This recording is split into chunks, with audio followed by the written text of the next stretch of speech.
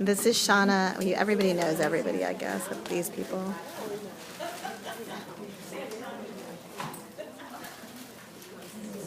With the iPad, I am a blogger, a documenter, a cinematographer, a tweeter, a pinner, all just with one convenient device. When I started thinking about this presentation and how I was going to show everybody, I started thinking about what apps I could use. Sylvia introduced my favorite app of the moment, and with it, it's a mind mapper, and it helps figure out how to make your presentations. It's called iThoughts, and it's just a basic visual outline.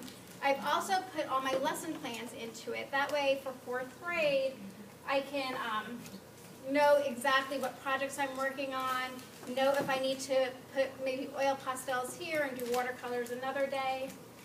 With Google Art Project brought all these pictures from museums onto their website high resolution. So I can make a site on just Vincent van Gogh or Monet or on profiles, whatever I want, and so I have my own personal museum.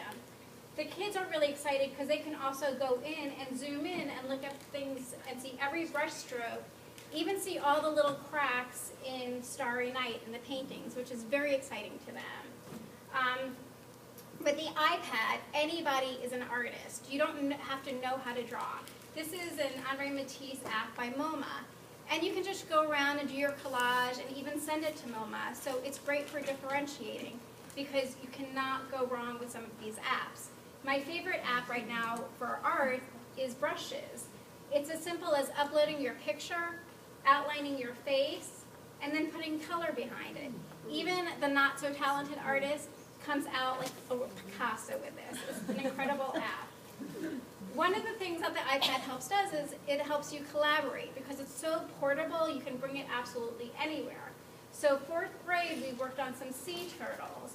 And we talked about why sea turtles are endangered. So I used the iPad to research my lesson. They're endangered because of pollution, global warming, a couple of different things. And I went on to defenders.org to watch a video that eventually I showed to the children about sea turtles with Jeff Corwin. So 4th grade thought about how can we send art as a message? How can we tell people that these sea turtles are endangered? So we turned it into posters in the Foster app. And then they put it on their blogs, which they wrote with Stephanie in Language Arts, and they're in the process of taking their picture and putting it into their blogs.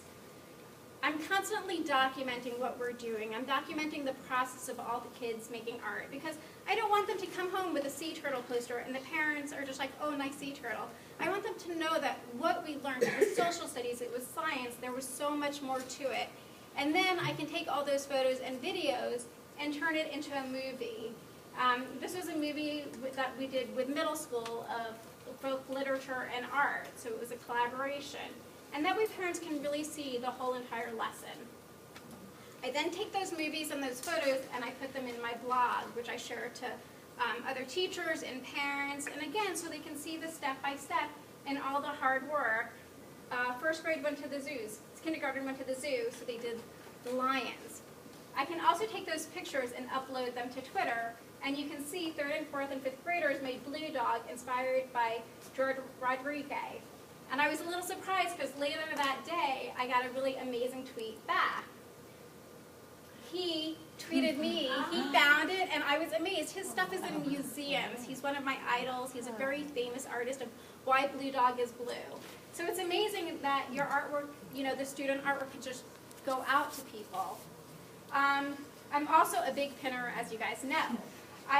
If the Hebrew teachers want to do a lesson on Purim, they're invited to my Purim board. They could go look at different projects that they want to do. If kindergarten projects, I need something, I can just look in my kindergarten file, and I share it all over. It also has helped me be a better classroom manager. Resources are easily accessible. 4th grade is a large class, and they like to chat, and I needed some different management tools for that class. So I researched on Pinterest, and I started a board for classroom management. And I started thinking of different ideas, and I really like this Mona Lisa rules. The Mona Lisa rules are eyes on Mrs. Gutterman, hands still, and stay at your seat. just like Mona Lisa. She stood still and quiet. The other one I liked was, if they're too noisy, the A gets turned and they get a warning. If the R gets turned, they get 5 minutes of quiet. I'm not sure what happens when T gets turned because I haven't really gotten there yet. I'm hoping I don't have to. It won't be pretty. So with the iPad, I'm just so much more. I'm just a learner and researching all the time.